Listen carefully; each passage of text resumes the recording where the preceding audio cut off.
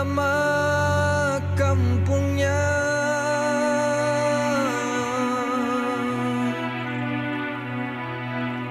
Sudah diterangkan pada mulanya.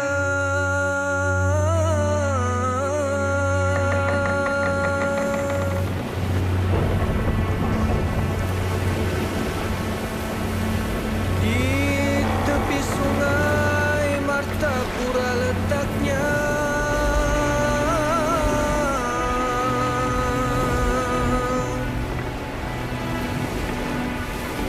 Menuju Banjarmasin arah tujunya.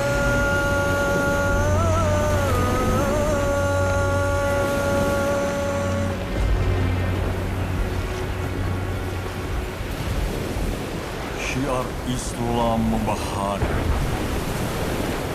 Doa dan tekad juang kalahkan halangan. Badai topan, bergunung-gunung ombak bukan lagi ancaman. Hanya puja-puji kepada Sang Halim dilantunkan hamba-hambanya.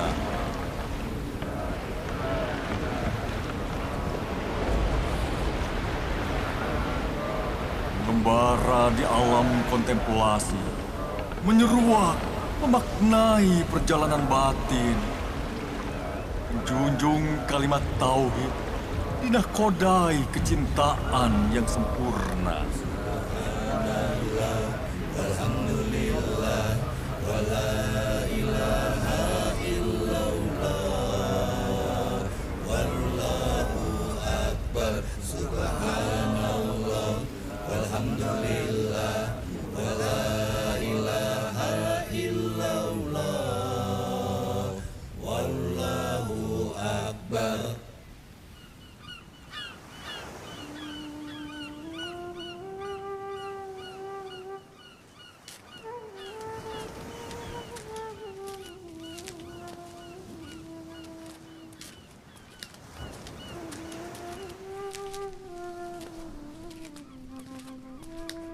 Selamat datang di tanah Betawi. Tanah di mana banyak masjid yang dibangun oleh wali-wali Allah. Masya Allah, rasa syukur yang tak terhingga saudara-saudaraku. Abdus Somad Al-Falembani, Daud Al-Fatani, yang mau jauh-jauh meninggalkan tanah airnya sendiri demi mengantarkan kami sampai ke tanah Betawi. Sebelum Syekh Muhammad Arsad dan Abdul Wahab bertolak ke tanah Banjar.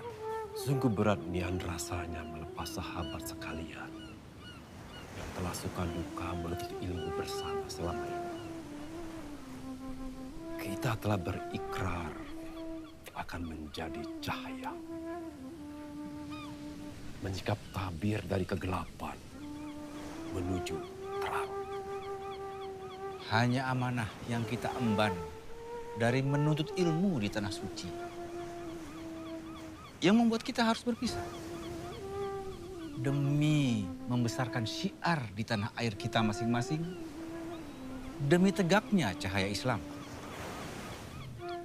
Ayo Syekh.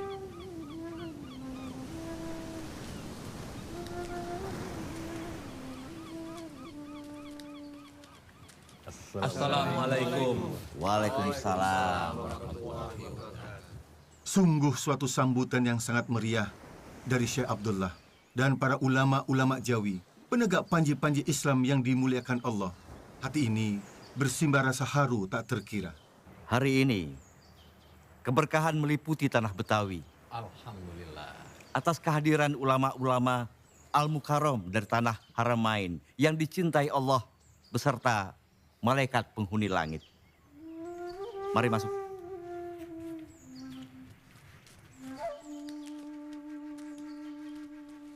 Syekh Muhammad Arsyad dan Syekh Abdurrahman Al-Misri beserta para sahabat sempat singgah di Pulau Penyengat. Benarkah kabar itu? Allahumma na'am, ya Syekh Abdullah. Kami singgah dulu di beberapa tempat. Di Pulau Penang, Perak, lalu singgah ke Tumasik, dan terakhir kita mampir ke Pulau Penyengat Riau. Kami mengajar di masjid-masjid di sana. Alhamdulillah, banyak ilmu yang kami dapatkan saat mengajar. Sultan Riau sangat mendukung syiar dakwah di sana. Bahkan, sebagai rasa syukur kepada Allah, beliau berkenan memberikan buah tangan yang elok kepada kami sebagai tanda kenangan dan rasa syukur.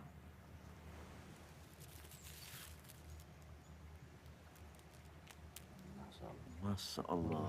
Alhamdulillah. Permisi.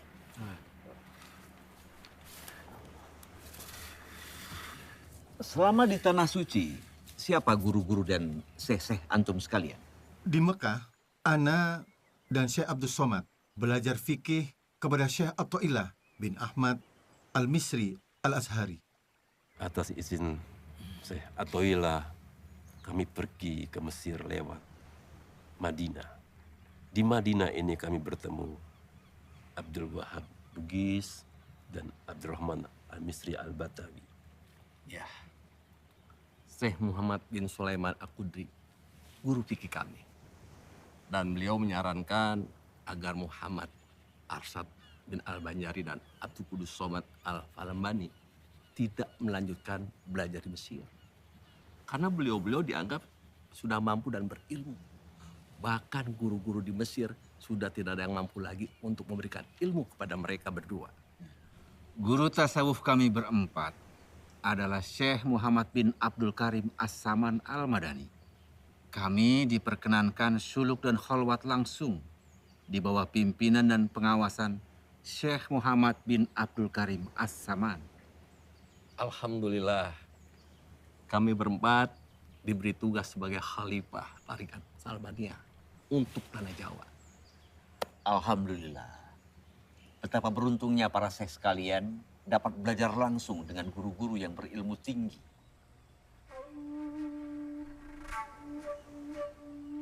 Masjid ini kurang tepat arah kiblatnya.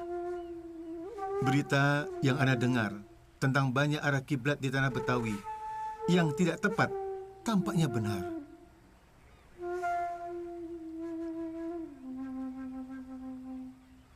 Tidak tepat. Alafu ya Syekh Abdullah. Sejak masjid ini dibangun, apa pernah dihitung lagi arah kiblatnya? Oh, belum pernah, Syekh. Tapi ada apa dengan arah kiblat masjid kami? Ya Abdullah, coba antum ikut Ana, begitu pula yang lain, agar menjadi saksi.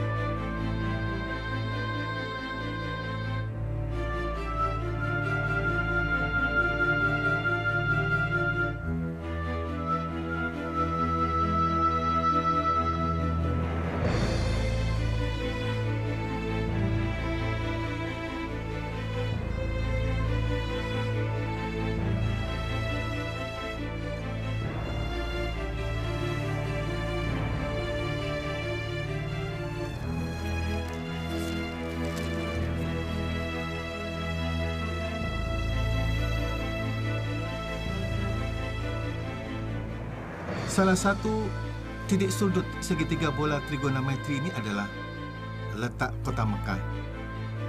Titik sudut yang kedua adalah kutub utara. Dan titik sudut yang ketiga adalah letak yang hendak ditentukan arah kiblatnya. Maka inilah derajat dari Mekah sampai ke Betawi. Dan garis khatulistiwa membuat titik tepat seperti ini. Nah, inilah letak arah kiblat. Seharusnya 25 darajat lebih ke kanan dari letak sekarang. Tidak mungkin, Syekh Muhammad Arsyad. Ana yakin, masjid-masjid di kota kami dibangun oleh wali-wali kasyaf yang dengan karomahnya dapat melihat secara langsung tepat atau tidaknya arah kiblat. Tidak mungkin ada kekeliruan. Oleh sebab itu, dilarang untuk mengubahnya. Tidak ada larangan untuk membetulkan arah kiblat pada masjid-masjid yang keliru. Walaupun masjid itu dibangun seorang wali. Wali bisa saja keliru. Hanya Nabi dan Rasul yang maksum. Mereka seketika dipelihara Allah dari salah dan dosa. Ya, hanya Nabi dan Rasul yang maksum. Dulu di negeri Yaman, sebagai bentuk ijtihad para ahli fikih ketika menggeser mihrab sebuah masjid yang dibangun oleh seorang wali dengan nama panggilan Abu Saif. Benar apa yang disampaikan oleh Syekh Muhammad Arsyad. Dan bukan rahasia. Banyak masjid-masjid yang dibangun oleh kaum muslimin di daerah Khurafa dan pedesaan Mesir. Dan kemudian difatwakan oleh ulama wajib untuk digeser. Fakta-fakta yang terjadi menggambarkan bahwa tidak ada larangan mengubah arah kiblat sebuah masjid. Jika apabila ada kekeliruan, maka wajib kita merubahnya. Meskipun masjid itu dibangun oleh seorang wali Allah. Islam sangat menjunjung tinggi keilmuan yang dihasilkan oleh ijtihad atas nama takwa. Dan Allah sangat menyenangi orang-orang yang berakal, beriman, mensyukuri semua ciptaannya dan kebesarannya. Oleh karena persoalan tadi, kami mendengar dan kami taat. Sami'na wa ata'na. Alhamdulillah. Allahu Akbar. Malam purnama di dermaga Sunda Kelapa. Berita kehebatan Syekh Muhammad Arsyad telah tersiar ke penjuru. Demang penjilat menyampaikan berita demi mendatangkan pundi-pundi uang kepadanya. Yang mulia Gubernur Jenderal, telah tersiar kabar tentang seorang syekh bersama sahabatnya datang dari Tanah Suci Mekah. Dan bisa mengubah arah posisi kiblat di beberapa masjid wilayah Batavia. Benarkah itu revolusi? Undang syekh itu. Kita buktikan kebenarannya. Baik. Jangan-jangan dia penipu. Tapi Tuan Gubernur Jenderal, dia seorang syekh. Syekh Muhammad Arsyad Al-Banjari. Gubernur Jenderal Hindia Belanda berniat menguji sekaligus menjatuhkan martabat Syekh Muhammad Arsyad Al-Banjari demi tujuan memadamkan cahaya kebenaran. Benarkah arah kiblat masjid itu salah? Bisa jelaskan? Kesalahannya adalah seharusnya bergeser 25 derajat dari letak arah kiblat yang ada sekarang. Dengan menentukan letak lintang dan bujur Mekah, maka letak derajat berada di 21 derajat, 20 radian, 67 derajat, 0 radian. Kami menghitung menggunakan tongkat istiwa. Dengan perhitungan 3 titik sudut segitiga bola trigonometri ke arah Mekah. Adapun untuk perhitungan titik 0 derajat bujur, bukanlah menggunakan patokan Greenwich London, tapi seharusnya berpatokan pada Jazairul Khalidat Asbahni. Adapun bintang kutub tidak selalu dapat dilihat pada setiap negeri yang terletak di garis khatulistiwa. Demikian juga di negara yang berada di sebelah selatan khatulistiwa, seperti Banjar dan Jawa. Maka pada negeri-negeri itu tidak dapat bintang kutub dijadikan dalil untuk menentukan arah kiblat. Namun, ujung pedoman selalu menunjukkan ke arah utara. Kebetulan searah dengan posisi keberadaan bintang kutub utara berada. Allah berfirman dalam Al-Quran Surah Al-Anbiya ayat 33, dan dialah yang telah menciptakan malam dan siang, matahari dan bulan, masing-masing berada pada garis edarnya. Sadaqallahul Adzim. Bagaimana Syekh Muhammad menilai kedalaman laut? Kita sedang berlayar menuju Laut Jawa. Kedalaman air laut bisa diukur dengan menggunakan tali simpul yang berbandul. Tali simpul berbandul yang ditenggelamkan ke dalam laut yang dihitung dengan perkiraan yang tepat. Maka akan mendapatkan berapa kedalaman air laut? Tuan Syekh Muhammad Arsyad Al-Banjari yang terhormat, ada satu pertanyaan akhir yang harus Syekh jawab. Tentang apa isi kelapa yang saya pegang ini? Itu buah kelapa. Dan Allah takdirkan isinya air. Gubernur Jenderal tak patah arang. Silahkan dibelah.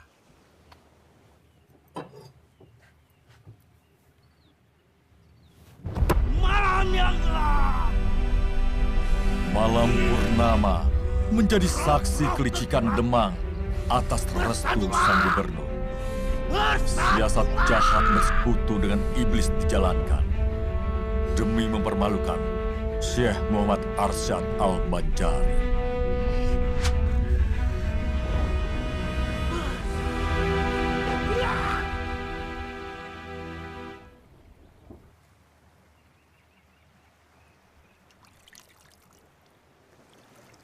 Ahli-ahli sihir itu tidak memberi mudarat dengan sihirnya kepada siapapun, kecuali dengan seizin Allah.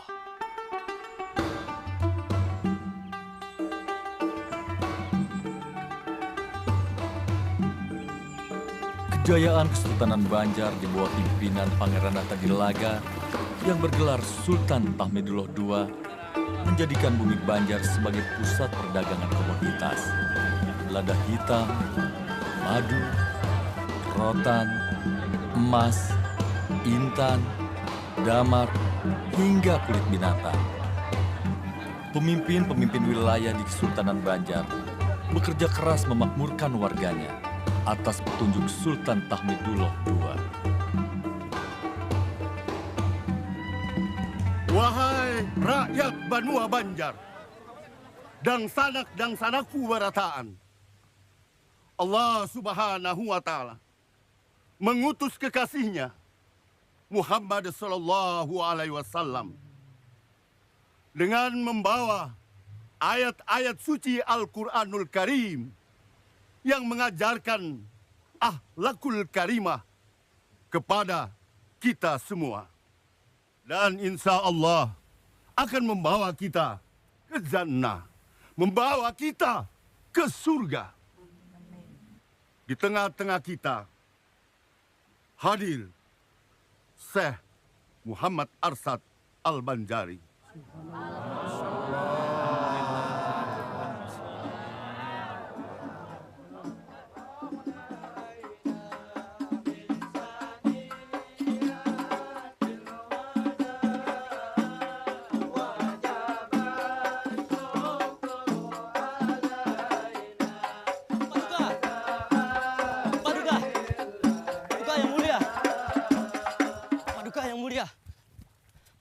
Paduka yang mulia, Tuan Guru Muhammad Arsyad yang kita cintai telah tiba di tanah Banjar. Apa benar kabar yang saya dengar ini? Benar, Paduka yang mulia. Sekarang di mana Syekh Muhammad Arsyad berada? Kabar ini ulun dengar dari teman masa kecil beliau yang baru saja tiba dari dermaga. Mereka sempat bertemu di Sungai Barito ketika Tuan sedang bersandar sejenak di dermaga Muara Sungai. Dan tak lama lagi, Paduka, Tuan Guru Muhammad Arsyad akan tiba di dermaga Martapura. Ini sebuah berita gembira.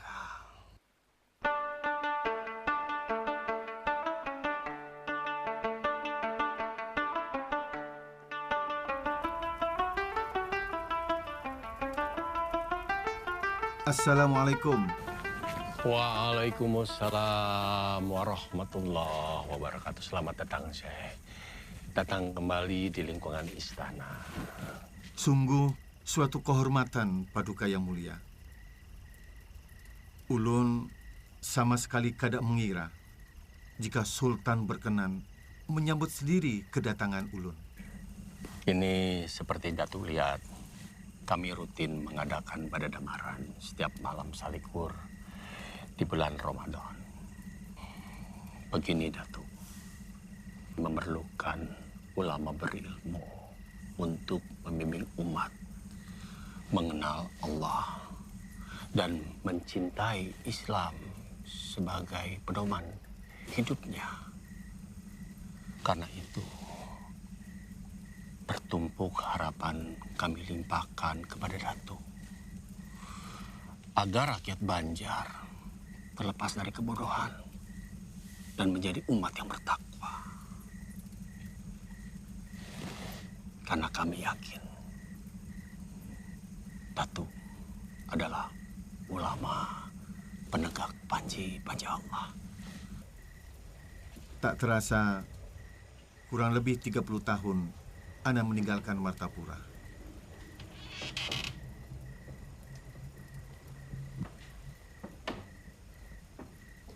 Assalamualaikum. Assalamualaikum. Waalaikumsalam. Abah, ini Syarifah. Syarifah? Syarifah anakku? Iya, ini Syarifah, Abah. Dekat sini, nak.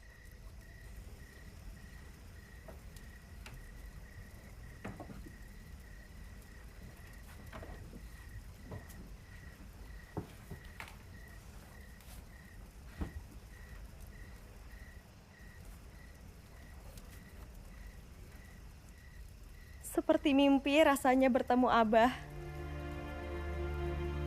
Selama ini, Mama hanya bisa menyabarkan Syarifah.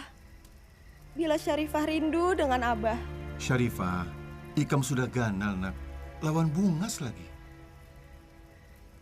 Waktu di Mekah, Amang Jainal memberikan cincin milik Ikam, Syarifah.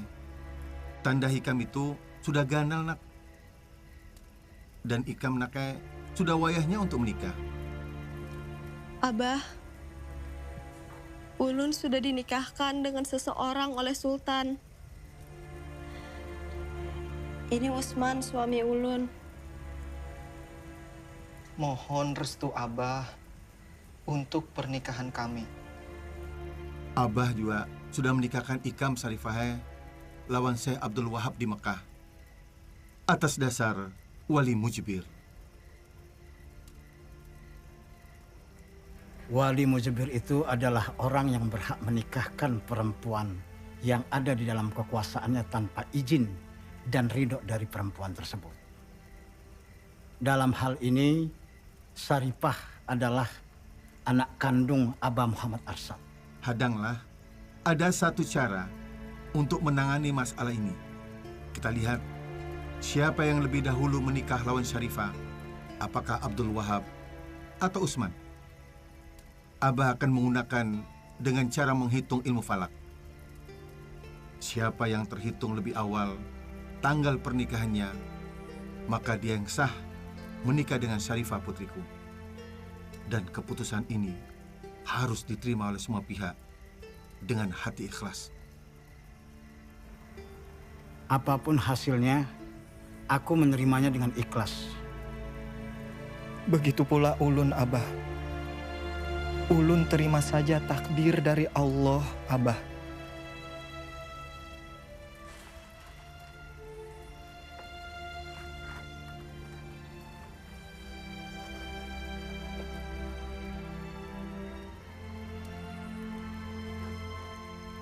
Nah, baiklah. Hasil sudah didapatkan. Berdasarkan perhitungan falak, ternyata pernikahan Syekh Abdul Wahab lawan Syarifah lebih dahulu daripada pernikahan Usman lawan Syarifah. Ini disebabkan karena hasil dari perhitungan ilmu falak itu sendiri. Maka pernikahan Abdul Wahab dengan Syarifah putriku menurut agama syah. Ulun terima hasil ketetapan Abah. Dan Ulun mengikhlaskan Syarifah demi kebahagiaan Syekh Abdul Wahab.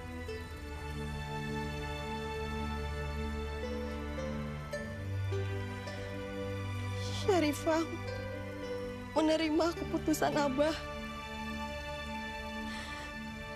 Karena itu sudah kehendak Allah.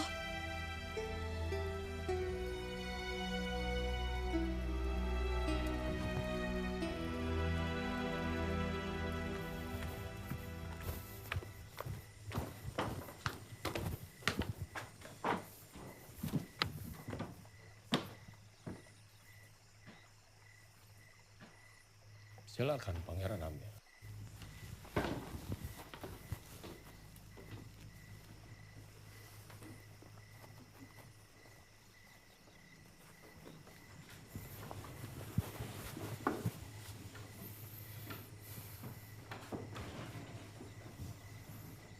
Sudah saatnya Paman Pangeran Natadilaga menyerahkan kesultanan padaku untuk menjalankan pemerintahan Kesultanan Banjar.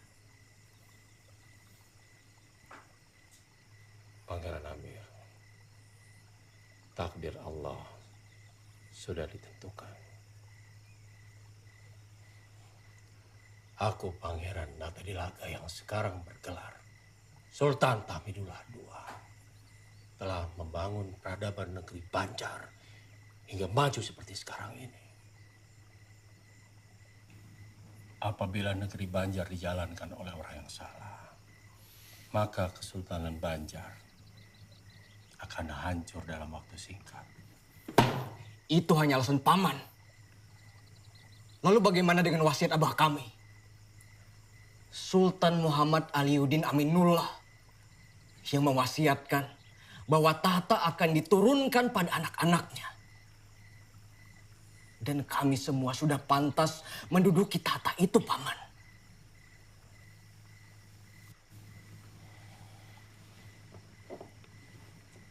Akan aku berikan apa yang Pangeran minta. Menikah dengan putri-putriku. Harta yang pian inginkan. Jabatan di pemerintahan semua akan aku kabulkan. Tapi masalah tahta tidak akan aku serahkan. Aku pemegang penuh kekuasaan di Kesultanan Banjar. Aku pemimpin yang diangkat atas berkat Allah.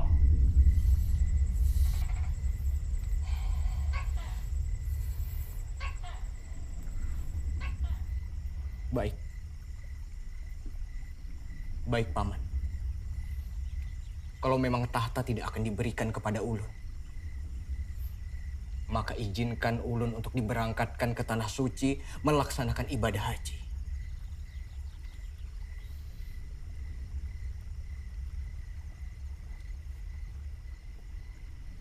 Cita-cita yang sungguh mulia, Pangeran Amir. Aku akan kabulkan keinginan Pangeran. Segala biaya dan perlengkapan akan ditanggung Kesultanan Banjar.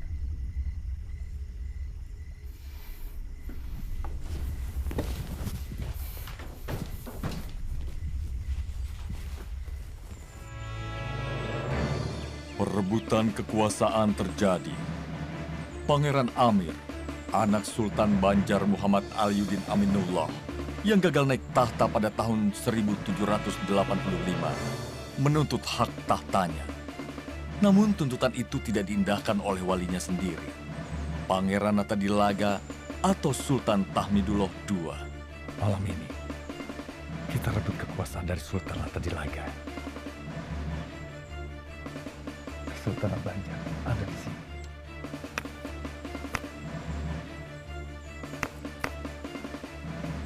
Dia dijaga oleh Pak Penjuru. Kamu lewat sini. Kalian lewat di sini. Paman, kita akan bertemu di sini. Kita akan gempur Natadilaga. Sasaran kedua.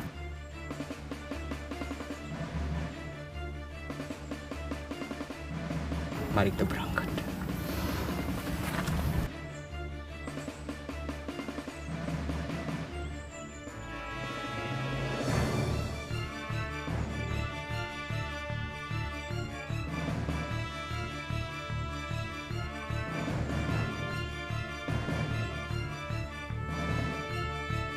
Siapa dulu? Sudah cukup pembicaraan kita malam ini. Saya mau istirahat. Paduka! Paduka yang mulia. Panglima. Ada kabar dari mata-mata kita. Pangeran Amir serta pasukan terpilihnya malam ini akan melakukan serangan diam-diam ke istana. Mohon izin Paduka. Ulun siap melumpuhkan serangan ini. Tumpas perlawanan mereka. Siap, Paduka. Tunggu. Pangeran Amir jangan sampai terluka. Siapkan pedang. Daulat Paduka.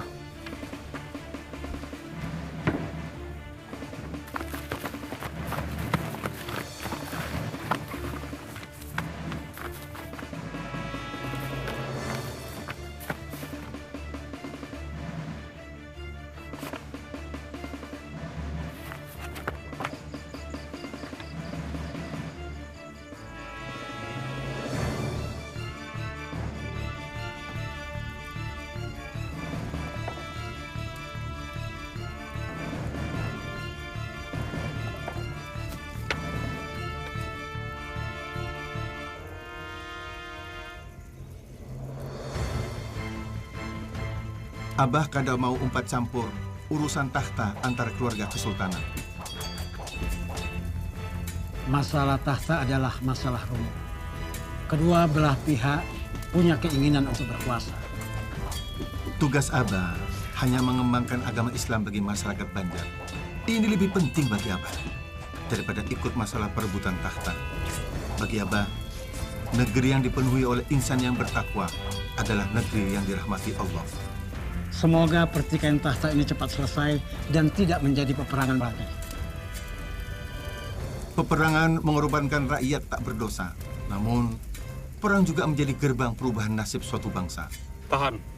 Biarkan pangeran lari. Takdir perubahan telah dicatat di Lauhil Mahfuz. Ditetapkan Allah dalam rahasianya berhasil atau gagal.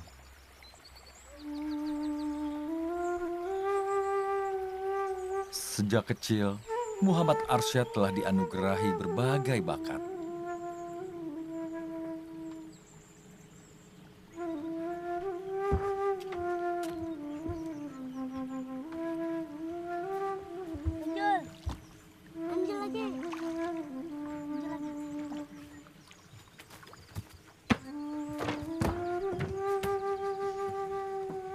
Paduka Sultan, ini yang membuat lukisan itu.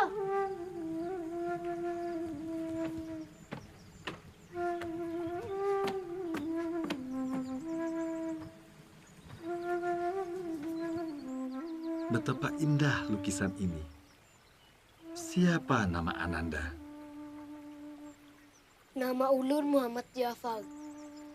Kenapa Ananda melukis gambar, sungai, perahu, dan gunung-gunung? Di sekitar lukisan, gambar, lafaz Allah. Allah menciptakan semuanya. Gambar sungai mengalirkan air supaya perahu-perahu bisa berjalan di atasnya. Kalau gunung itu tinggi, ujungnya runcing.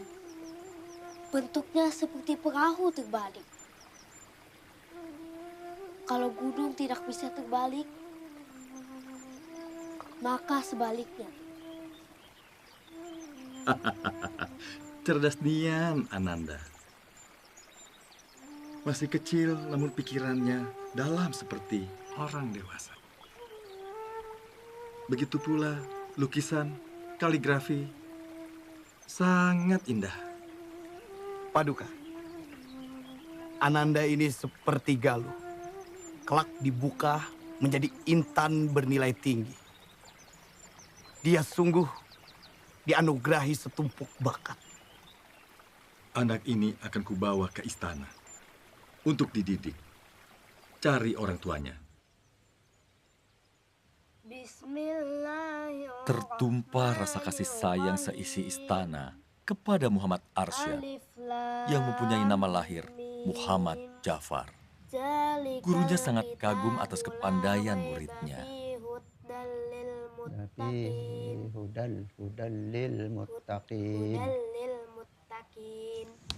Akhlak, budi pekerti yang lemah lembut, dan sikap gemar menolong membuat teman-temannya menjadikan Arsyad sebagai tauladan mereka. Sat, ayo main logonya.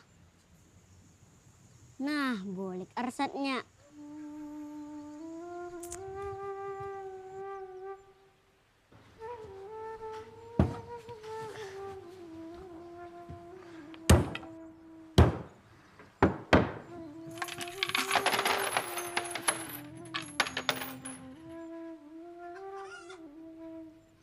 Assalamualaikum, Kai.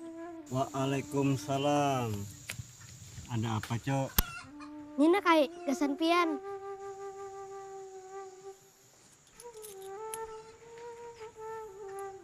Terima kasih, Cula. Nggih, sama-sama. Nun permisi dulu lah.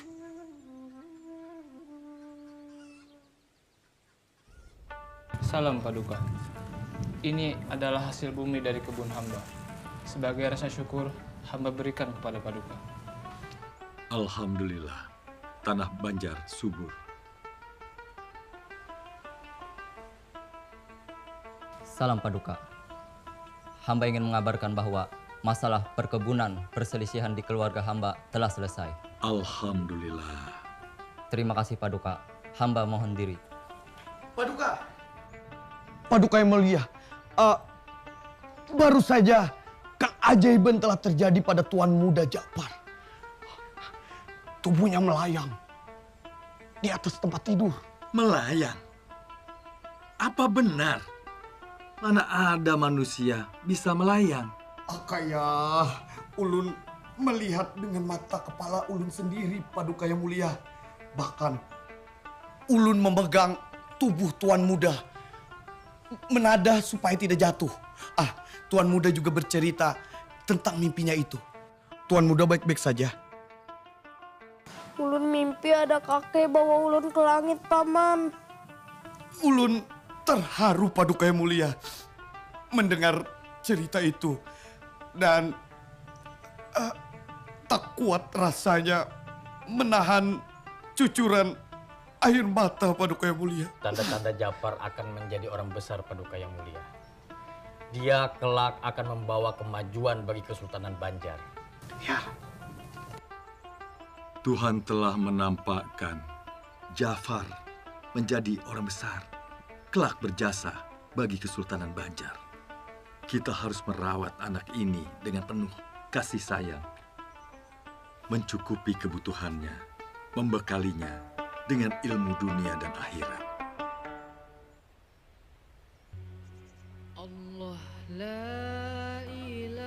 Ulun Muhammad Arsyad.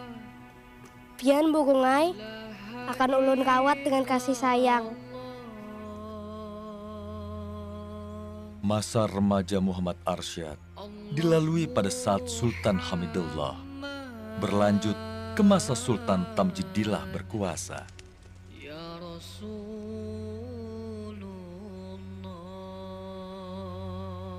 Assalamualaikum.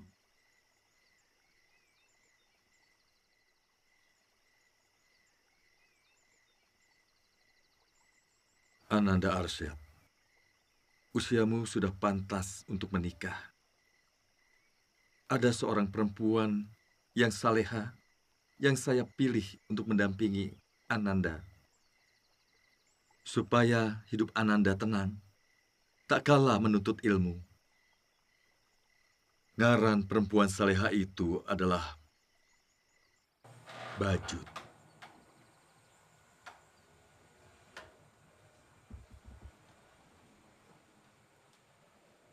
Ding, sudahkah sholat tahajud? Baru saja selesai, Kanda.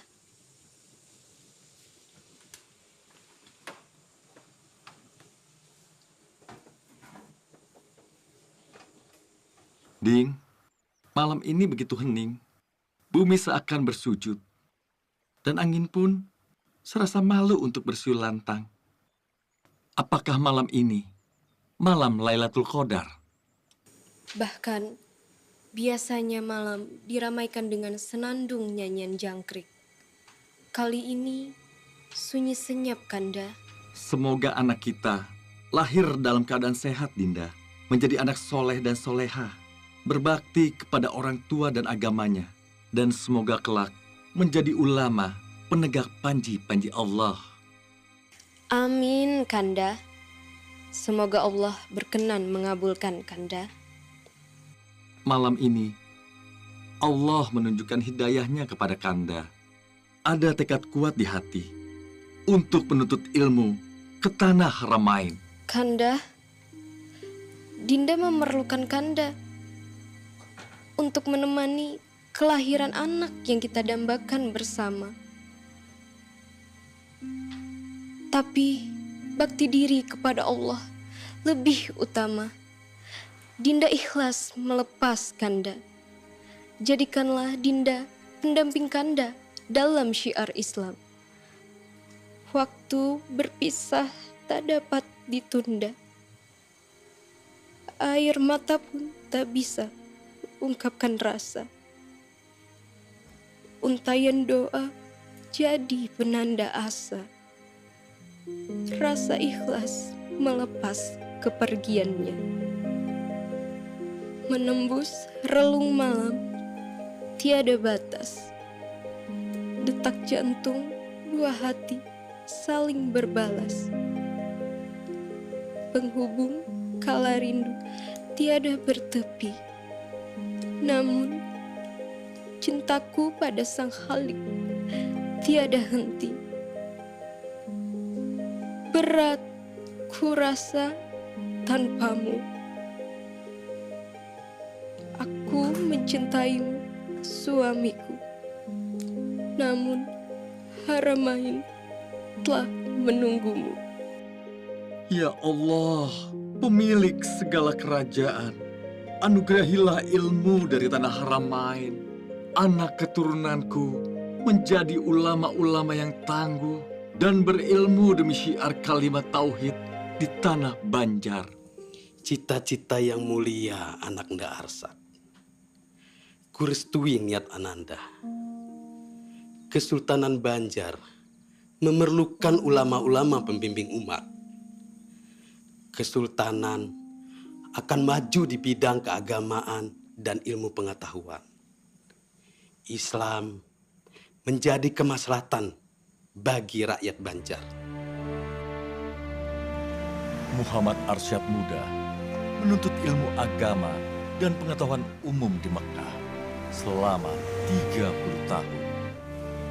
Di Mekah, karena kecerdasannya, Muhammad Arsyad diberi izin untuk mengajar di Masjidil Haram. Ia mendapat sebutan syekh atau seorang ulama dengan keilmuan agama Islam yang tinggi. Di tiap sisi wilayah tempat kita membangun madrasah, kita doakan mudah-mudahan tempat ini selalu terjaga dari kekuatan jahat yang merusak. Di mana ada kebaikan bersemi, di situ kejahatan tak akan diam.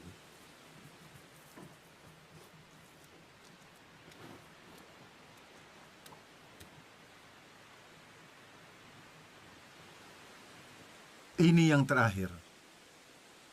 4 sisi madrasah sudah selesai dipagar. Semoga dari tempat ini lahir ulama-ulama penegak cahaya Islam. Bertambahnya umat-umat bertakwa yang selalu menjunjung tinggi ilmu dan keimanan dalam menyelesaikan setiap permasalahan.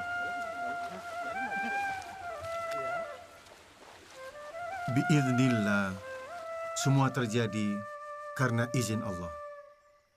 Syekh Muhammad Arsyad Al-Banjari sangat giat berdakwah ke tengah-tengah masyarakat, baik di kota maupun di desa, baik di lingkungan keluarga sultan maupun rakyat jelata.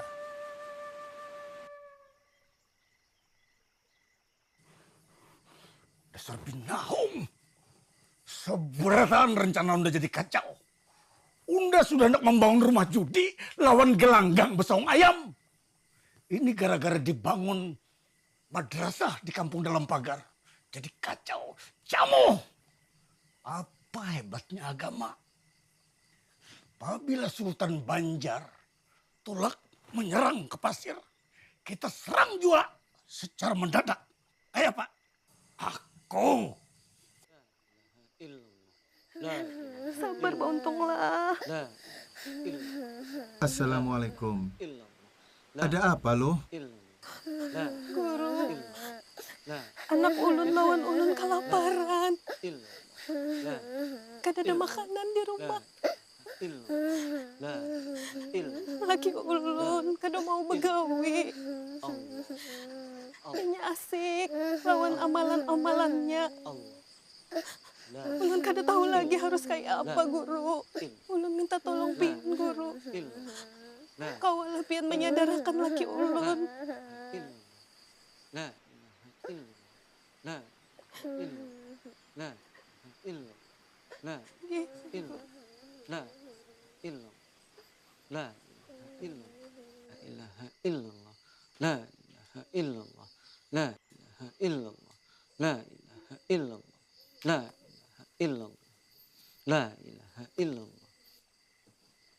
Nang, maukah Ikam menjadi orang pilihan untuk bisa bersama dengan Rasulullah di surga kaina? Inggih, ulun hendak benar bersama Rasulullah, kekasih Allah, supaya ulun kau melihat wajah Allah. Mencari nafkah itu adalah jihad fisabilillah. Berjuang di jalan Allah. Bila Ikam mengikuti apa yang Rasul lakukan, maka Ikam adalah pengikut Rasul. Dan berhak kelak hidup bersama Rasul. Rasul SAW bersabda, sesungguhnya, bila seseorang bekerja untuk mencari nafkah, serta mencukupi kedua orang tuanya, maka ia pun fisabilillah. Berjuang di jalan Allah. Bahkan baginda Rasul SAW pernah saat masih kecil mencari nafkah dengan mengembala ternak orang lain. Beliau kian mahir berdagang. Bahkan sebelum kenabiannya, beliau dikenal sebagai seorang pedagang yang sukses dan terpercaya. Maulah Ikam berjihad fisabilillah mengikuti Rasul yang kita cintai. Inggih, ulun hendak benar jadi pengikut setia Rasulullah SAW. Mudahan Allah meridhoi niat ulun bagawi mencari rajaki gasan menghidupi anak bini ulun. Mudah-mudahan kami selamat dunia akhirat. Amin. Dunia ini hakikatnya menjadi alat untuk menggapai kebahagiaan akhirat. Abah minta maaf, nak. Abah sayang. Mudah-mudahan kita selamat dunia akhirat. Nyaman dunia akhirat. La ilaha illallah, la ilaha illallah, la ilaha illallah, la ilaha illallah, la Alhamdulillah, ulun sudah mulai mengerti yuk. Ayo cepetan masuk, nanti terlambat.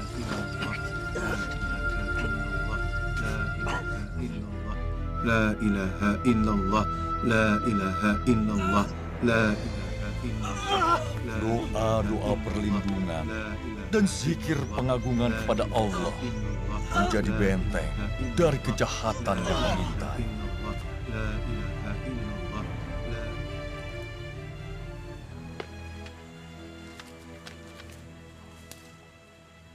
Ini dasar binahong. Kenapa nangka itu jangan kawa? Hah? Wah!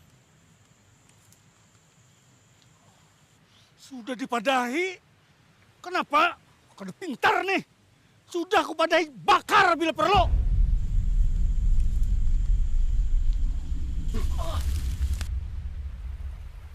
Nah, ada kalem buai. Nyaman dimakan nih. Apa mau makan kalem buai? Gitu kadang dimakan. Haram.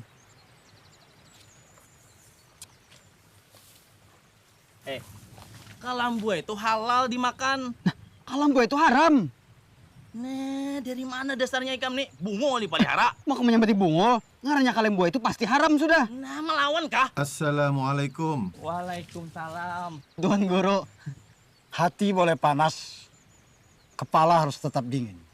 Bubuhan Ikam jangan saling menyakiti lah. Berdebat boleh aja, tapi jangan emosi, lantas lepas kendali.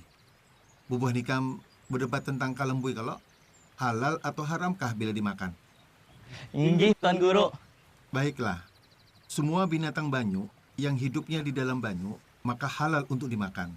Atau juga dapat hidup di daratan tetapi kada lawas, baik dari jenis iwak maupun yang lainnya.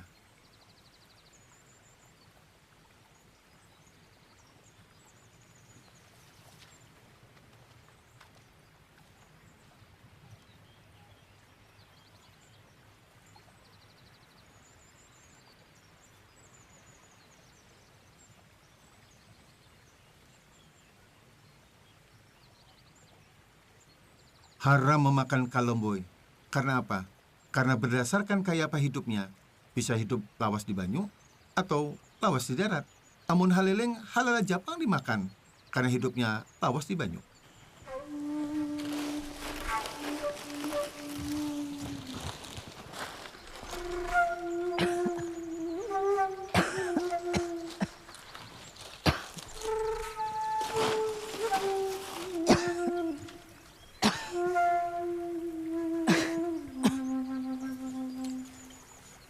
Wahab.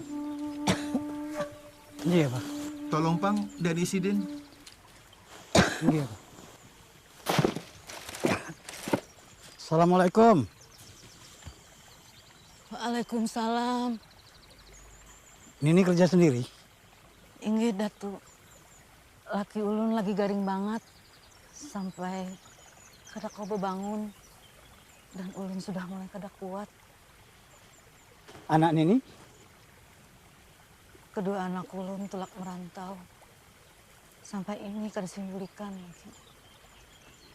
Nini tinggal di mana? Di kampung sebelah, Datu. Kada jauh pada sini. Boleh kami antar? Terima kasih, Datu.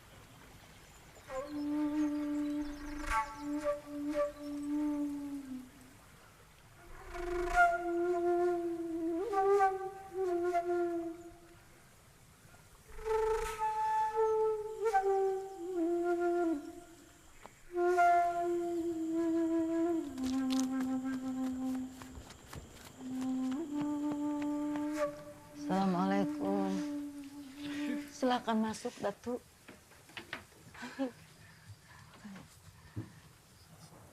Silakan duduk, Pak Tuan Guru.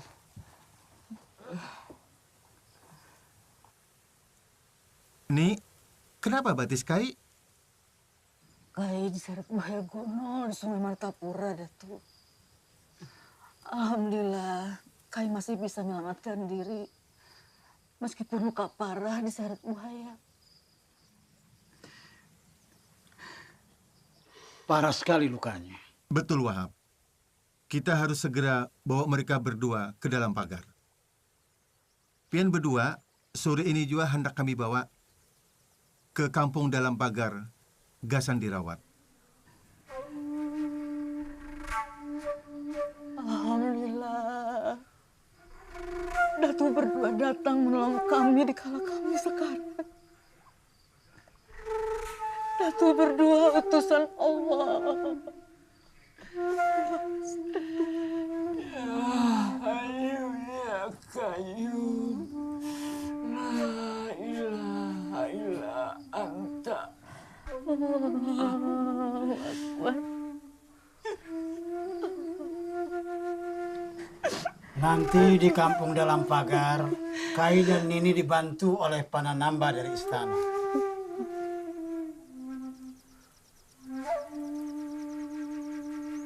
Abah, sepertinya banyak sekali persoalan di kampung dalam pagar ini yang harus dibenahi. Harus ada hukum fikih yang mengaturnya. Tuan Guru, tolonglah kami, Tuan Guru, tolong kami. Jenazah yang kami makamkan itu keluar dari liang lahat.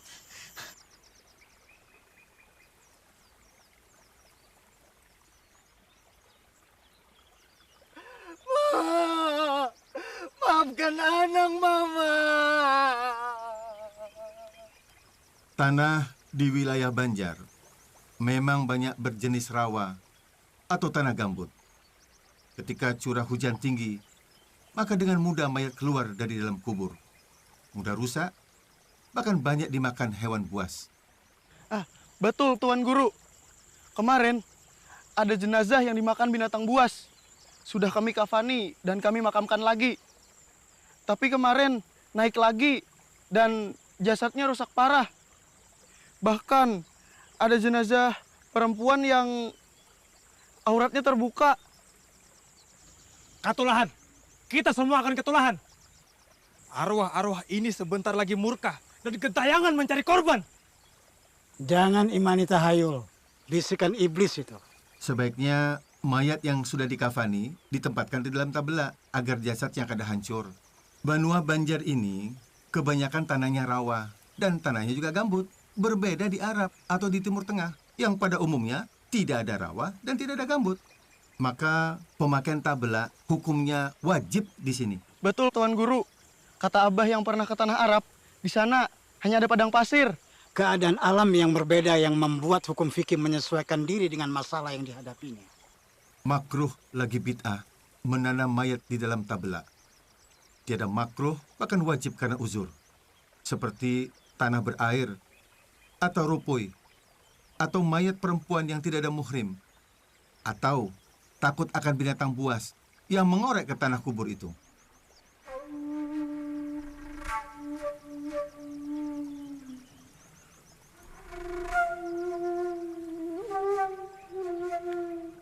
Ayo, Syekh.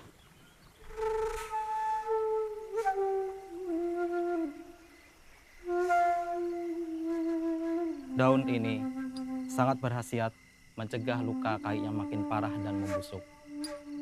Daun ini ulun campur dengan ramuan buatan yang dapat dengan cepat mampu mengeringkan luka.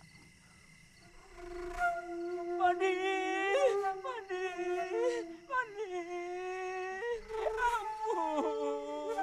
ampun, Padi, Padi, Padi. Ini ramuan dari tanah Hindi, Datuk. Pengobatan daun kelor ini sudah ada sejak bahari kala. Ulun terima kasih banyak. Pian mau mengobati ulun. Paduka yang mulia, alhamdulillah, Kesultanan yang Paduka pimpin sangat maju perekonomiannya. Pembangunan terjadi di mana-mana.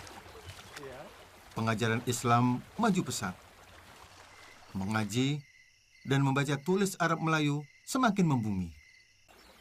Rakyat Banjar semakin mengenal tentang tauhid dan fikih. Pengajaran ilmu nahwu dan sorof yang diajarkan guru-guru dalam bahasa Arab memudahkan santri-santri bisa membaca dan memahami kitab-kitab berbahasa Arab, insya Allah.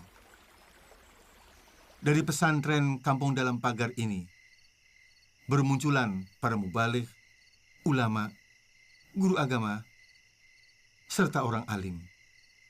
Insya Allah.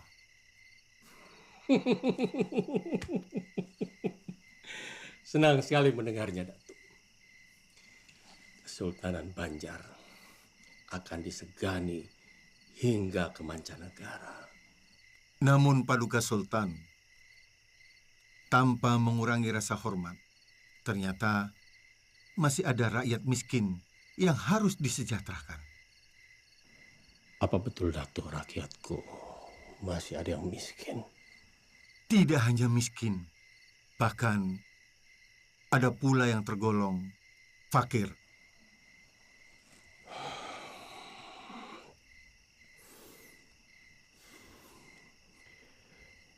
Kemiskinan adalah cermin dari kegagalan suatu negeri. Aku sebagai penguasa Kesultanan Banjar tidak akan membiarkan hal ini akan terjadi. Anugerah amanah dari Allah sebagai Khalifah Kesultanan, maka aku akan sejahterakan negeri ini secara merata. Akan aku kerahkan segenap kemampuanku, Datuk. Baik Paduka Sultan, sebagai orang Banjar akan mencurahkan segenap pemikiran, mendukung daya dan upaya Paduka dalam rangka mengentaskan kemiskinan.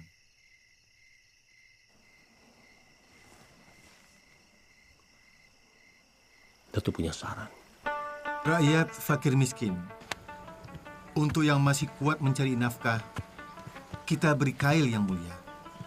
Sedangkan yang tidak mampu bekerja, seperti orang lumpuh, buta, jompo, diberikan bantuan yang sifatnya rutin, sehingga kebutuhan mereka tercukupi dan layak.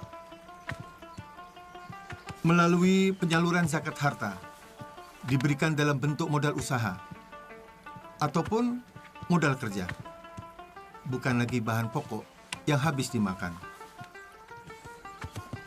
Sebuah terobosan yang bijak dan tepat guna, Datuk. Khalifah Umar Ibn Khattab menyatakan, pemberian zakat hendaknya bisa mengurangi kemiskinan, sekalipun dengan memberikan 100 ekor unta. Karena tujuan zakat adalah menjadikan mereka tidak lagi sebagai peminta atau penerima zakat. Itulah hakikat dari mensejahterakan kehidupan umat. Islam tidak hanya membangun peradaban dunia, tapi juga menyelamatkan kehidupan rohi. Bagi fakir miskin yang tidak mempunyai kemampuan untuk berusaha, maka atas izin Sultan, ia bisa dibelikan semisal kebun, di mana kebun itu bisa disewakan atau bisa dikelola sendiri, yang hasilnya bisa untuk mencukupi keperluan hidupnya sampai kadar umur rata-rata manusia. Sedangkan bagi fakir miskin yang mampu bekerja, penyaluran zakatnya diutamakan berbentuk alat yang sesuai dengan kemampuan mereka. Buruh tukang, kita belikan alat pertukangan. Buruh tani, kita belikan alat pertanian. Bagi fakir miskin yang mempunyai keahlian tertentu, maka atas izin Sultan, ia dibelikan alat atau sarana yang bisa dipergunakan untuk mencari nafkah. Meskipun alat yang dibutuhkan itu lebih dari satu macam, maka ia bisa dibelikan semisal kebun untuk menutupi kekurangannya. Kurang lebih seperti itulah paduka Sultan. Bagi fakir miskin yang mempunyai keterampilan berdagang, maka ia diberi modal sesuai dengan keperluannya, meskipun itu banyak. Jika hasil dari usahanya itu belum mencukupi, maka ia boleh menerima zakat lagi. Baik, Datuk.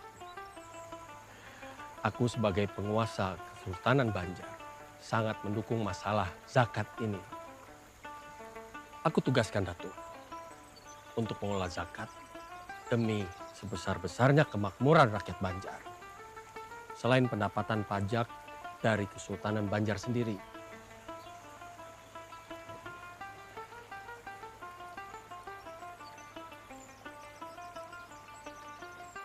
Tuan Guru! Assalamualaikum Tuan Guru! Tuan Guru! Tuan Guru! Tuan Guru! Tuan Guru, saya ingin bertobat dan terimalah saya menjadi santri, Tuan Guru. Benar, Tuan Guru. Mohon kami diterima sebagai murid. Sudah banyak darah orang tak bersalah kami tumpahkan. Syekh dengan tegas memberitahukan cara memakamkan jenazah mama saya. Ketika jenazah mama saya dimakamkan dalam peti kayu, malamnya mama datang dalam mimpi. Mama tersenyum. Biar mama... Lihat, Purban Mama sudah tenang di sana. Bahiadat sekalinya. Ubahlah tingkah laku Ika Manang. Syekh. Ini Reh, naga-naganya pacangan jadi musuh pribadi Unda. Syekh dalam pagar, nih, jebes musuh Hikam. Kita.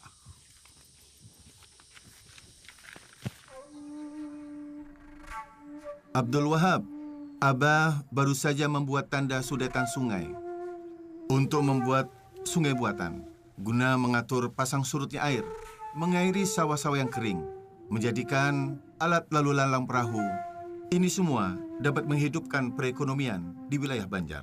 Sudetan ini mempermudah pedagang-pedagang untuk datang dari mana saja dan berniaga di Martapura. Sistem pengairan sebagai bagian dari kebudayaan leluhur yang dikenal oleh masyarakat Banjar. Ada berbagai ragam bentuknya. Ada anjir, andil, tahta, syaka, dan antasan.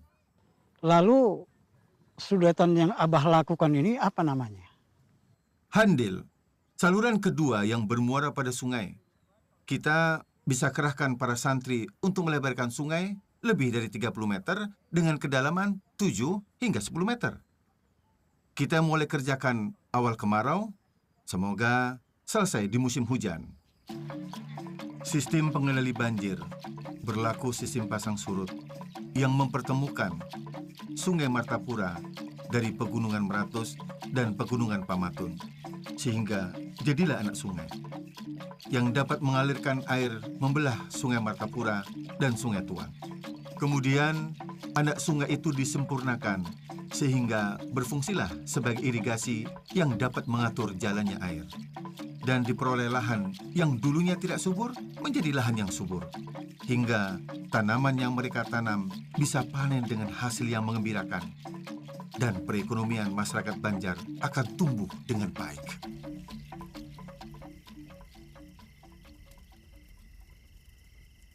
Terima kasih Paduka Sultan. Biarkan bendahara yang membagikan secara langsung di bawah pengawasan kita. Ya, aku ingin menyaksikan rakyatku sejahtera. Tidak ada lagi kata miskin. Sudah unda padahi, kacaukan dalam pagar. Bila perlu, bakar madrasahnya. Kada pintar, itu aja kada kau matasi. La ilaha illallah, la ilaha illallah, la ilaha illallah, la ilaha illallah, la ilaha illallah, la ilaha illallah, la ilaha Awas, illallah. kada tolong jebes. Hadangi nyawa. La ilaha illallah, la Hadangi. illallah, la ilaha illallah, la ilaha illallah. Hari ini bertemuan. Bertemuan lo jebes. Bunuh jam. La ilaha illallah, la ilaha illallah, la ilaha illallah, la ilaha illallah, la ilaha illallah, la ilaha illallah, la ilaha illallah, la ilaha illallah, la ilaha illallah, la ilaha. Tapi aku harus membunuhnya. La ilaha illallah, la ilaha illallah, la ilaha illallah.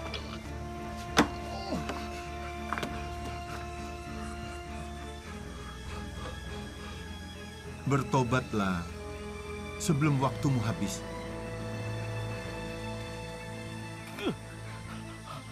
Ampun, Se. Ampun. Ulun kalah. Ulun bertobat, Se. Ulun tobat. Sebelum seseorang ingin menjalani, tobat. memahami, dan mengamalkan lebih lanjut tentang tasawuf, maka ia harus mengenal dirinya. Man arafa nafsahu, faqad arafa rabbahu. Datuk Sanggol tinggal di Tatakan Tapin.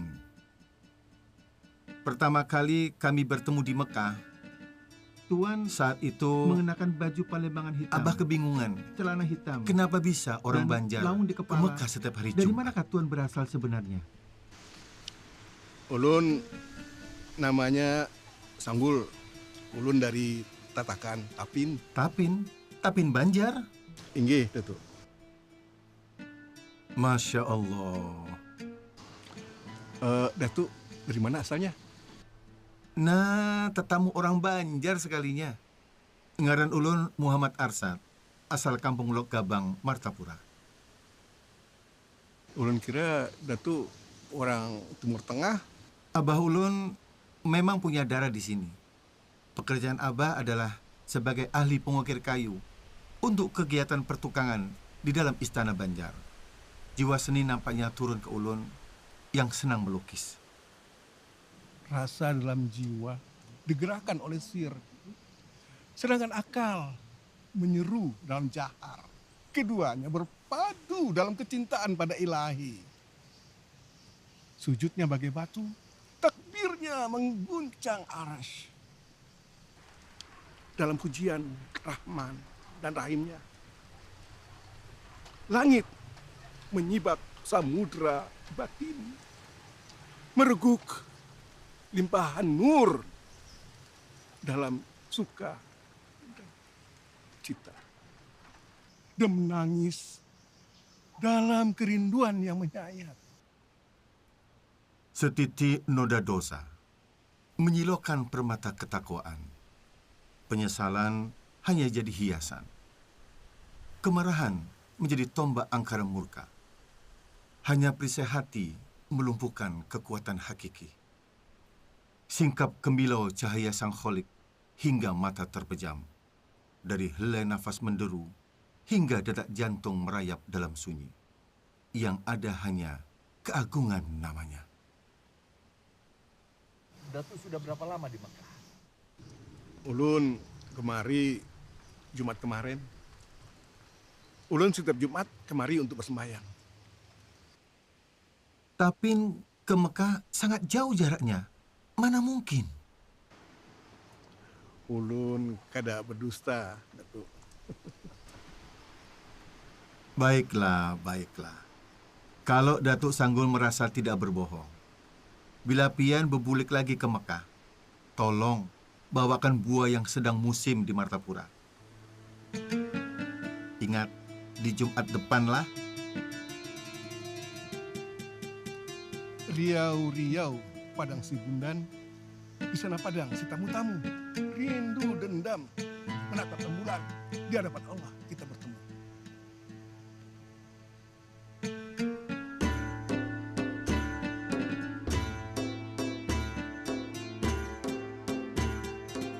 Ya, benar Datuk. Ini buah durian. Memang asli buah durian yang tidak ada di Mekah.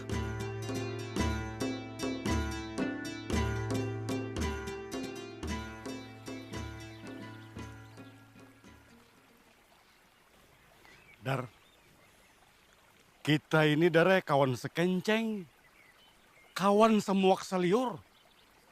Ikam ingatlah kita bahari, mulai lok selong, lok buntar, sampai kita ke Sungai Jingah.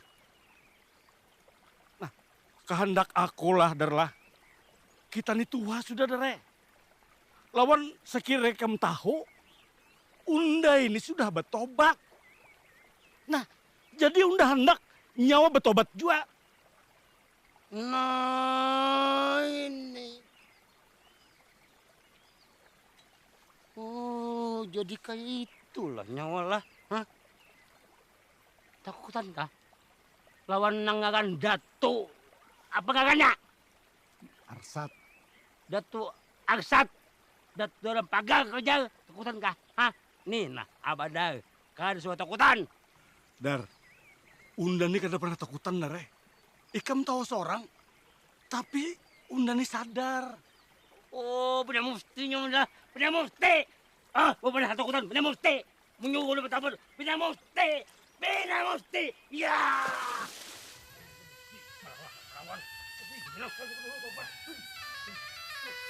Udah, ada main gue, udah. Tobat pada muftinya, Wak.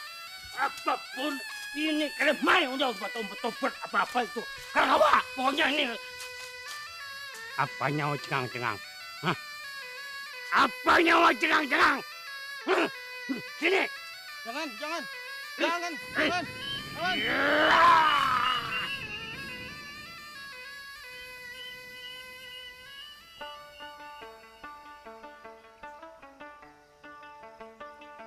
Assalamualaikum warahmatullahi wabarakatuh. Waalaikumsalam warahmatullahi wabarakatuh.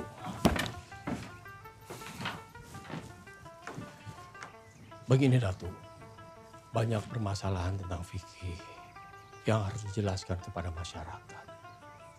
Aturan-aturan fikih sangat membantu tatanan hidup rakyat Banjar. Apa Datuk Kalampayan bisa membuat aturan-aturan fikih yang nantinya bisa menjadi pedoman hukum, sehingga rakyat Banjar bisa semakin mudah mengenal aturan-aturan dalam Islam? Daulat Paduka Sultan, ulun memang punya rencana untuk menulis sebuah kitab. Dan ulun sudah mengumpulkan beberapa masalah yang terjadi di masyarakat Banjar yang akan ulun tulis dalam sebuah kitab. Bagus sekali, Datuk. Ternyata Datuk sudah mengumpulkan bahan-bahannya. Dulu saat ulun di Medina, ulun sempat berdiskusi dengan Syekh Muhammad bin Sulaiman Al-Kurdi tentang masalah sultan-sultan di Tanah Jawi yang mewajibkan rakyatnya untuk membayar pajak dengan maksud untuk kemaslahatan bersama. Apakah itu boleh? Tanya ulun ke beliau. Lalu apa jawaban Syekh Sulaiman? Syekh Sulaiman Al-Kurdi menyatakan, boleh apabila untuk kemaslahatan. Bagi orang-orang yang tidak sholat Jumat dan sholat 5 waktu berjamaah, maka dikenakan denda oleh sultan. Intinya, beliau menjelaskan bahwa sholat Jumat itu jelas hukumnya fardu ain. Sementara sholat 5 waktu berjamaah berdasarkan pendapat yang kuat hukumnya fardu kifayah. Dan kata Syekh Sulaiman, wajib mengikuti perintah pemimpin selama perintah itu tidak menyalahi syariat.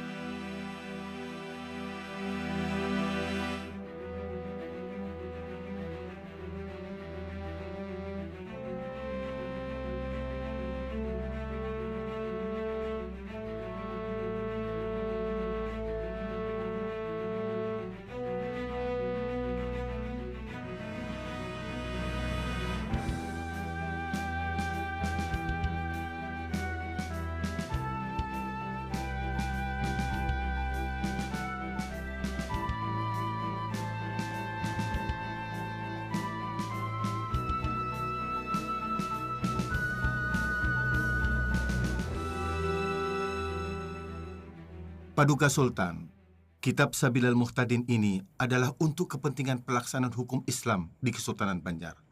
Maka perlu dibentuk mahkamah syariah. Lembaga ini berada dalam struktur kesultanan yang dipimpin oleh seorang mufti dan juga seorang qadhi Paduka. Apa itu mufti dan qadhi, Datuk? Mufti adalah hakim tertinggi. Posisi mufti berada di bawah sultan. Tugasnya memberikan fatwa dan nasihat kepada sultan. Ia bertanggung jawab mengawasi mahkamah syariah di Kesultanan Banjar. Sedangkan qadhi, ia bertindak sebagai hakim sehari-hari di ibu kota Kesultanan Banjar. Untuk menjalankan lembaga hukum berkaitan dengan aturan-aturan fikih, telah ulun rangkum dalam aturan-aturan fikih dari berbagai aturan fikih yang ada. Ulun himpun dalam sebuah kitab yang ulun beri nama Sabilal Muhtadin. Di dalam kitab yang ulun buat dalam bahasa Arab Melayu ini, bertujuan agar mudah dimengerti orang Banjar. Ada beberapa pokok pikiran ulun sendiri untuk melengkapi dari berbagai aturan-aturan fikih yang ada. Salah satunya dengan kitab Siratal Mustaqim, karya Syekh Nuruddin Ar-Raniri, yang ulun tuangkan juga dalam kitab ini. Kitab ini bermazhab Syafi'i, yang banyak dijadikan rujukan, namun kurang dimengerti orang Banjar, karena menggunakan bahasa Melayu Aceh. Luar biasa, Datuk. Kitab ini memudahkan aturan-aturan agama Islam makin dimengerti oleh rakyat Banjar. Aku akan menyebarluaskan hingga menjadi rujukan bagi kerajaan-kerajaan Islam lainnya. Karena kitab Sabilal Muhtadi ini isinya sangat lengkap membahas aturan-aturan hukum Islam dan menggunakan bahasa Melayu. Menurut Datuk, siapa yang pantas duduk menjadi mufti dan qadhi di Kesultanan Banjar? Cucu ulun yang sedang berdakwah pantas menjadi mufti. Namanya Muhammad As'ad Paduka. Sedangkan Abu Su'ud, dia adalah seorang mubaligh dan pantas menjabat sebagai seorang qadhi. Sedangkan ulun juga mengusulkan putra ulun Sihabuddin, Zainuddin, Hasanuddin sebagai khalifah.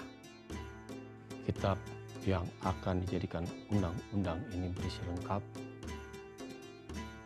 dengan mahkamah syariahnya dan para pejabat yang akan menjalankannya. Luar biasa jasa Datuk bagi Kesultanan Banjar. La haula wa la quwwata illa billah. Syarat tayamum itu ada 10 perkara. 1. Alat yang dipergunakan tayamum adalah tanah. 2. Tanah yang dipakai itu suci. 3. Tanah yang dipakai bukan tanah mustakmal, yakni yang sudah dipakai untuk kegiatan bersuci yang lainnya. 4. Murni dari campuran. Assalamualaikum warahmatullahi wabarakatuh. Waalaikumsalam warahmatullahi wabarakatuh. Ayo, Ha.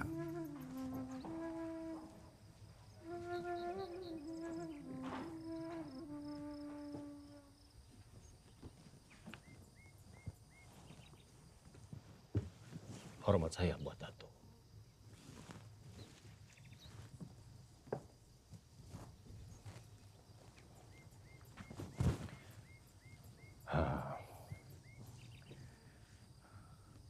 Datuk Arsyad, tampaknya Kesultanan Banjar membutuhkan tempat khusus untuk pendidikan agama Islam.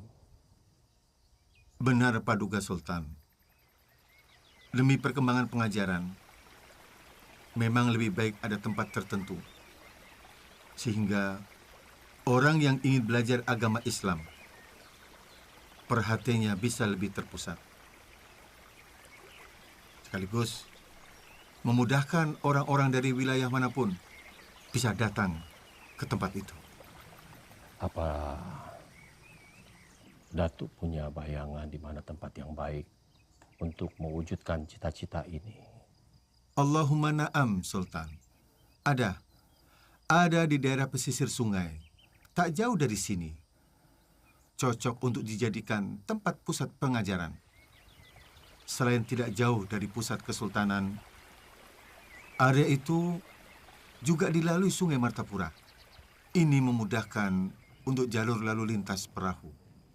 Baik, Datuk. Saya akan berikan tanah lunggu. Karena Datuk adalah bagian dari keluarga besar Kesultanan Banjar. Di tempat itu akan dibangun rumah untuk Datuk.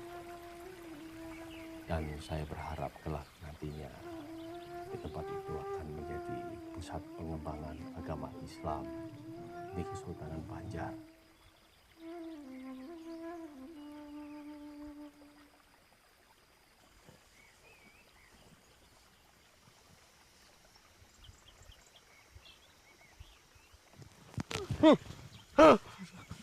Ampun, ampun Paduka, ampun Sultan. Hukum mati Abadar atas kejahatan pembunuhan yang dia lakukan. Tidak, tidak, tidak. Suatu saat, Syekh Muhammad Arsyad Al-Banjari sangat ingin mengunjungi Datuk Sanggul sahabatnya. Dan nanti kalau aku tutup usia,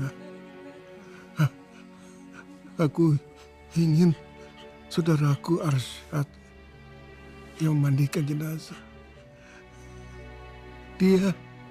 Dia tinggal di kampung dalam pagar Martapura. La ilaha illallah Muhammad Rasulullah. Innalillahi wa inna Assalamualaikum. ilaihi raji'un.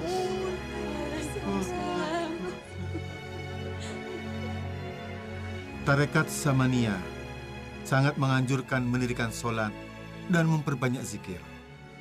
Berperilaku lemah lembut kepada kaum fakir miskin. Berusahalah jangan mencintai dunia. Mengurangi peran akal basyariah. Sebaliknya, meningkatkan peran akal rubaniyah. Dan bertauhid kepada Allah pada zat, sifat, dan af'alnya. Syekh Muhammad Arsyad Al-Banjari selama 40 tahun berjuang tanpa pamrih, berdakwah, mengajar, mendidik, menulis kitab-kitab, serta membuka lahan-lahan pertanian, hingga membangun pusat keagamaan di Kesultanan Banjar. Perjuangannya bagai matahari yang menerangi kegelapan. Hingga kini, pemikiran dan kitab-kitab karyanya dipelajari di dalam negeri hingga ke mancanegara.